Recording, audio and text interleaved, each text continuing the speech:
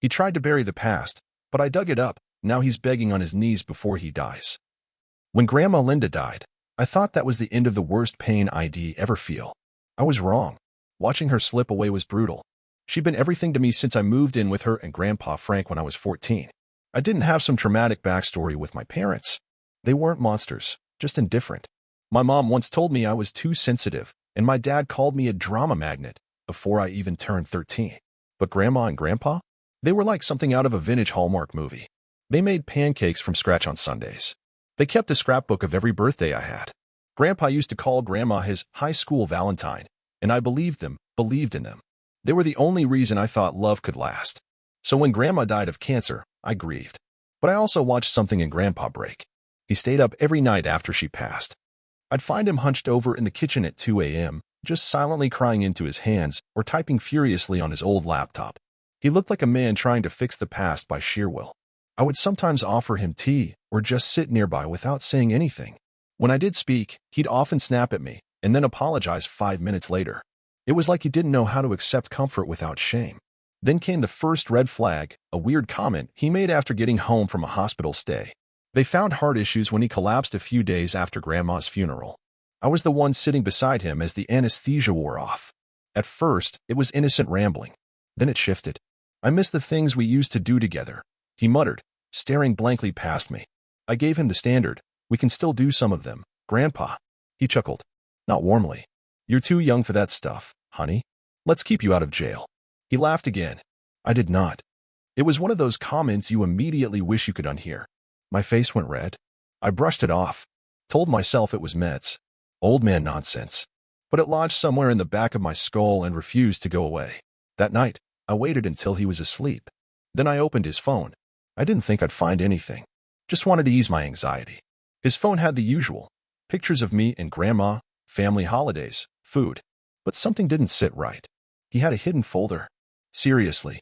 An 81-year-old man with a hidden folder on his iPhone. Before we go further, don't forget to like this story, hit subscribe, and tap the bell so you don't miss what happens next. The password? Grandma's birthday. That hit me in the gut before I even unlocked it. Inside was one photo. A photo of a storage unit on the edge of Canton, a place I didn't recognize, didn't even know existed. No caption. Just the image. Rusted padlock. Beige walls. Empty field behind it. Why would my grandpa need to hide a picture like that? I couldn't let it go. The next morning, while he was in a nap-heavy fog, I wrote down the address and drove out there. It was a long trip, an hour and a half, and my nerves were fried the whole time. I told myself I was just being dramatic, paranoid, whatever. The unit wasn't locked. That should have been my first clue. The second I opened that metal door, a stench hit me like a fist. Mold. Rotten something. My hoodie sleeve went over my mouth. Inside. Boxes. Just ordinary cardboard boxes. I nearly turned around right then, figured it was junk. But something in me wouldn't let go. The first box I opened had pictures of me as a kid. Lots of them. Most I didn't recognize, and I'm talking young. Baby me. Toddler me. Some were fine. Me in the yard. Me at the pool. But the deeper I dug, it got worse. And worse. By the time I was flipping through the third box, my stomach was tight, my throat closing. There were pictures of me naked. Sleeping. Crying. Locked in a dim room surrounded by toys. And I wasn't alone in the pictures. There were men. Faces blurred. Heads cropped. Hands visible. Hands on me. Touching me. Some of the images looked staged. Some didn't. All of it was horror. I don't remember driving home. I don't remember turning off the car. I just remember lying on the bathroom floor for hours, shaking so badly I thought I was going into shock. The worst part? I didn't remember any of it. That night, I didn't sleep. I stared at my ceiling wondering how the hell I didn't know. How I didn't sense it. How my mind protected me that hard. The next day, the hospital called. Grandpa Frank was coming home. I almost said no. But if I started acting different, he'd know I knew. So I did what any scared kid would do. I smiled. I played normal. I brought him home, tucked him in, made him tea, answered his questions about school, all while feeling like my brain was splitting into two people, the version I was pretending to be and the one inside screaming at full volume. When he touched my shoulder and said, "You're such a good girl," I had to fight not to throw up. That night, I started recording him. Old iPhone. Hidden in the bookshelf. Voice memo app. The first 3 nights?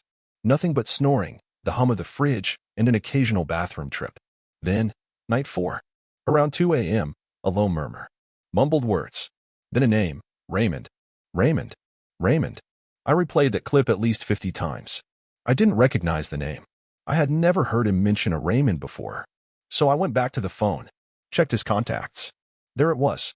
Raymond Cross. Saved under, golf buddy. Grandpa had never played a round of golf in his life. I waited until he was napping before I dialed the number. Hello, an older man answered. Gruff voice. Hi. Who is this? Long pause. Who's calling? I found your number in my grandfather's phone. Silence. Then a click. He hung up. 2 days later, all 4 of my tires were slashed. Not just flat. Destroyed. Carved up like someone was trying to send a message. Mechanic said it was a sharp blade. Targeted. You pissed someone off, he asked. I said no. But in my gut, I knew. He knew I was digging. He wanted me scared. And it was working. But fear wasn't going to stop me anymore. Because now, I had a name. And next, I was going to find out who else knew the truth. There's something unshakable about discovering your whole childhood might be a lie, not a misunderstanding, not some hazy memory, but a full-scale, calculated deception.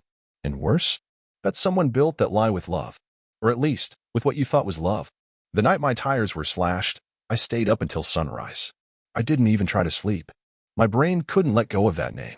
Raymond Cross. I didn't recognize it. He'd never been at Thanksgiving. Never showed up in Grandpa's War Buddy stories. And apparently never existed online, at least. No Facebook. No LinkedIn.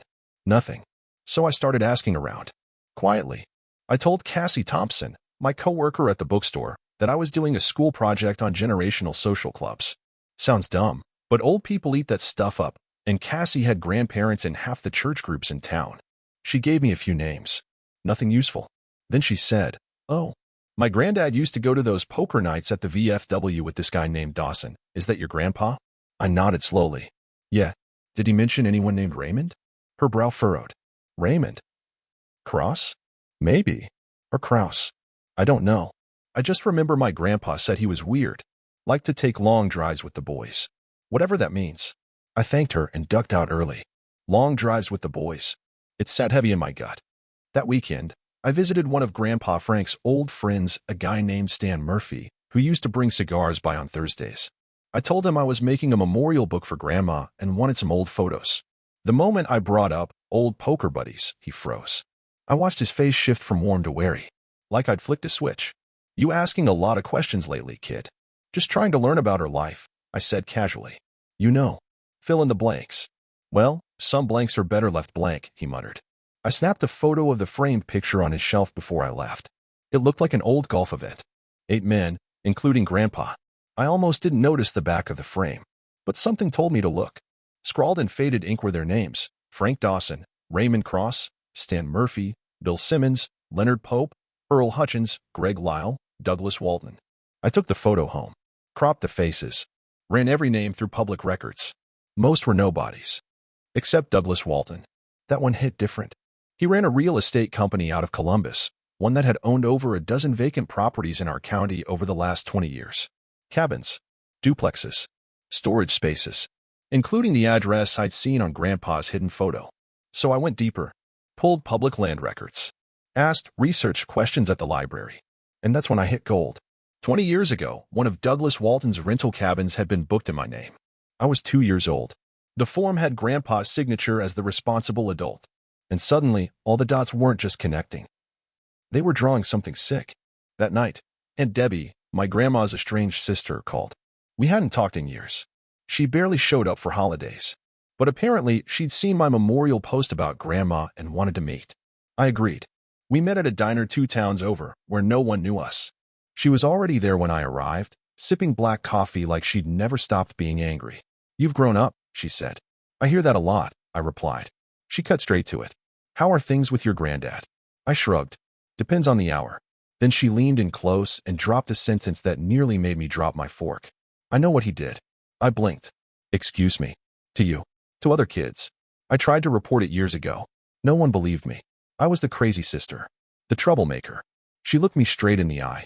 You're not crazy, sweetheart. You're just waking up. I told her everything. The photos. The hidden folder. The storage unit. Her hands trembled. She didn't cry. But I could tell it took everything in her not to. I knew it, she whispered. I always knew something was wrong. That man never fooled me. Not for a second. She offered to help.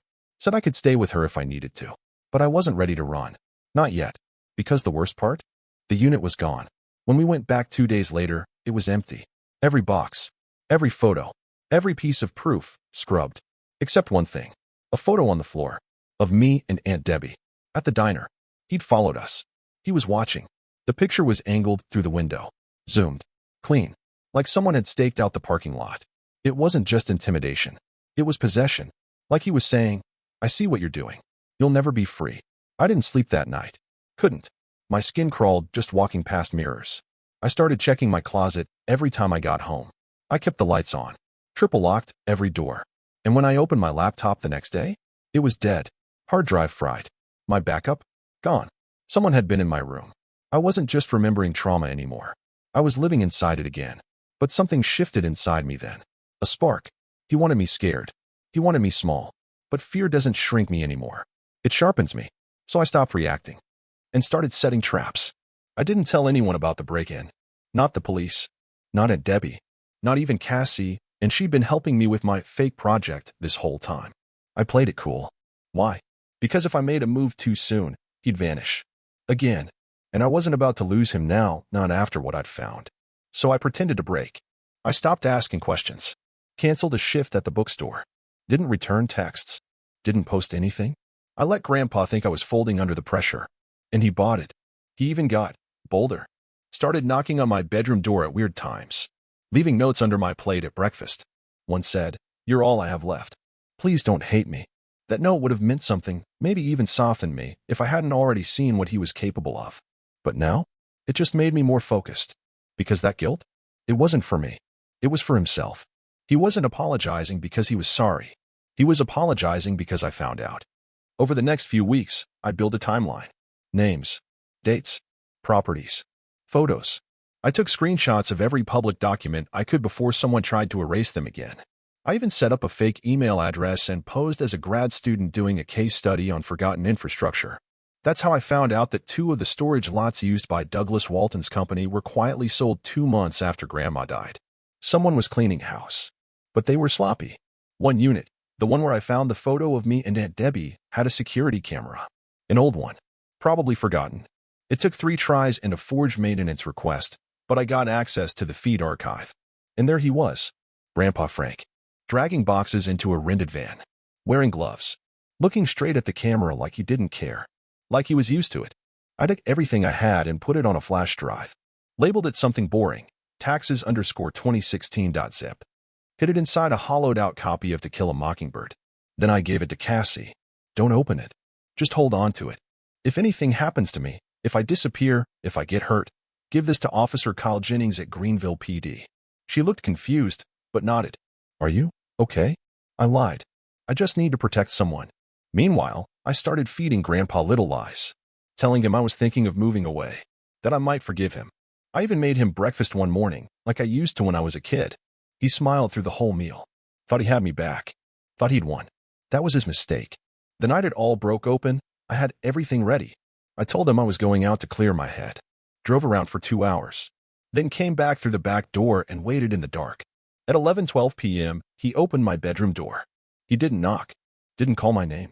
He just walked in, like he owned the space. Like he had a right to be there. I stayed hidden behind the hallway wall, recording everything on my phone. He went through my drawers, touched my clothes. Then he sat on my bed and whispered, "Just like you used to be." My stomach turned, but I held it together. Let him sit there. Let him speak. He stayed 10 minutes, then left. I waited another 5 before locking the door behind him. The next morning, I sent the recording to Aunt Debbie. She didn't reply. She just showed up at my door with 2 cups of coffee and a look that said she was ready to go to war. "We're going to the police," she said. I shook my head. "Not yet." "Why not?" "Because I want them all. Not just him. The whole circle. Raymond, Walton, Simmons. All of them." Her eyes narrowed. "You're playing with fire." "No," I said. "I'm lighting it." The first domino wasn't Frank. It was Bill Simmons. After weeks of digging, I found his name tied to an old nonprofit that had quietly dissolved about 12 years ago. It was supposed to be a mentorship program for troubled boys. Registered in Canton. Operated out of a church basement. I knew the address. I also knew the program's founder had died under extremely unclear circumstances. But Bill? He was still alive. I mailed him a package. No return address. Inside, a copy of the photo from the storage unit. Just one. Blurry dark. But enough for him to recognize the location. No note. No threats. I just wanted to watch what he did.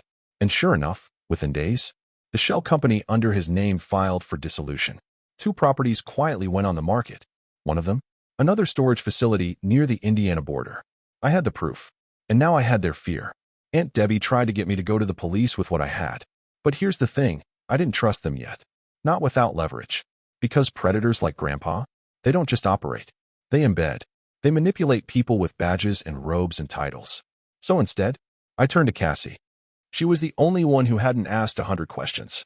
The only one who didn't look at me like I was broken glass. I need your help again, I told her. This time for real. She looked nervous, but nodded. What are we doing? Giving them just enough rope. We made a fake account. New identity. New story. A pretend survivor looking to reconnect with the men who saved her. It didn't take long before Raymond crossed it. He responded with a vague message. It's been a long time. Not many of us left. I wondered if you were still around. That was all I needed. Proof that he was watching. Still connected. Still protecting the others. I printed the messages. Packaged them with the flash drive Cassie had been holding. And this time, we didn't go to local police. We went to the State Bureau. Aunt Debbie drove. Said nothing the whole way. Just gripped the wheel like it was the last piece of control she had left. We met with an agent named Sarah Hart. No uniform. No small talk. Just a recorder and a legal pad. Tell me everything, she said. So I did. 3 hours later, she turned off the recorder. We've been tracking pieces of this ring for years. You just gave us the missing link. That night, I got a message. A number I didn't recognize. One line. You have no idea what you've started. I stared at it for a long time before replying. No. You have no idea how long I've waited to start. It was Aunt Debbie who told me he was back in the hospital. She didn't say it out of concern. She said it like it was weather. Frank collapsed in the driveway, she said. Paramedics barely got him stabilized. Internal bleeding. I said nothing. Just stared at the floor. She looked at me hard. You want to go see him? I laughed once. Dry. What? Hold his hand while he pretends he didn't ruin my life? No, she said. Just to look him in the eye and let him know. You remember? That part? That part made sense. 2 days later, I was sitting in the corner of a hospital room that smelled like metal and old regrets. Grandpa Frank looked small. Not old. Small. Like everything cruel inside him had finally rotted the body too. His eyes fluttered open slowly, like even blinking hurt. You came, he rasped. I didn't respond. He looked at me for a long time. I always knew you'd find it. Still, I said nothing. He coughed, winced, then motioned to the drawer near his bed. There's a key. Box 418. First American Trust. Greenville branch. I didn't move. There's money. Records. Everything you need to. Shut it all down. Now he was bargaining. Now he wanted redemption. But I wasn't there to play priest. I stood up slowly. You want forgiveness, I said. But you don't get it. Not from me. Not today. He swallowed. You were always her favorite. Linda, she said. I cut him off. Don't say her name. He blinked. She didn't know, he whispered. I swear to you, she never knew. I believe that. I think that's the only reason I didn't tear the IVs out of his arm myself. I leaned in close, so he couldn't miss a word. You hurt me. You let others hurt me. You made me think love came with conditions. That safety had a price. I've spent years walking around with your fingerprints on my back and not even knowing why I flinch when someone says they care. He didn't speak. So I kept going. You don't get my peace. You don't get my pity. You don't even get my anger anymore. I stood back. You get silence. And I walked out. Didn't look back. Didn't wait to hear his last words. Because I wasn't there to give him closure. I was there to take mine. That same day, I went to the bank. Box 418 existed. Inside? Cash. Old tapes. Black and white photos. The kind that makes your stomach knot even before you flip them over. But there was one thing I didn't expect. A list. Names. Addresses. Codes. People still alive. People still walking around like their past wasn't dripping in blood and silence. Now I had proof. And choices. And power. The list was everything. Names. Former job titles. License plate numbers. 2 of them were retired cops. One worked for Child Protective Services until 3 years ago. And one, this one made my throat go dry, had been a principal. My brain kept flashing to all the adults I thought I could trust when I was a kid. How many of them knew? How many of them looked the other way? How many of them laughed behind closed doors? I could have leaked the list, could have uploaded every file, gone scorched earth, burned them all to ash in a public reckoning. But instead, I walked the drive straight into Agent Hart's office. No mask, no disguise, no fear. She looked at the folder, looked at me. "You sure about this?" she asked. "I'm not here for revenge," I told her. "I'm here for exposure, for the ones who still think they're untouchable." It took 4 weeks. 4 weeks of silence, phone calls, coded check-ins. Then one morning, Cassie sent me a link. A breaking news alert. State Task Force arrests 7 in child exploitation ring spanning 2 decades. I read the article 3 times. Names I knew. Faces I'd blocked out. One of them was the man who shook my hand when I graduated high school. They were arrested quietly, but it wouldn't stay quiet for long. The same day the news broke, I got a letter. No return address. Inside, a photo of me and Grandma Linda at the county fair. Back before anything happened. Back when I still thought I belonged to something whole. On the back, someone had written, "She would have been proud." So proud. No signature. But I knew it was Aunt Debbie. I didn't cry, but I let myself sit with it. With the memory. With the ache. With the fact that maybe, just maybe, I had taken something dark and turned it into light. I didn't go to Grandpa's funeral. Didn't send flowers. Didn't write a speech. Let them bury him without my presence. Let them carry his casket without my hands. Because forgiveness is a choice. And sometimes, so is forgetting. A year later, I moved out of Ohio. New apartment. New name on the lease. New phone number. But I kept one thing. That first photo from the unit. The one at the door. The lock. The past waiting to be opened. I keep it framed by my desk. Not because I want to remember the pain, but because I want to remember that I faced it. And I won.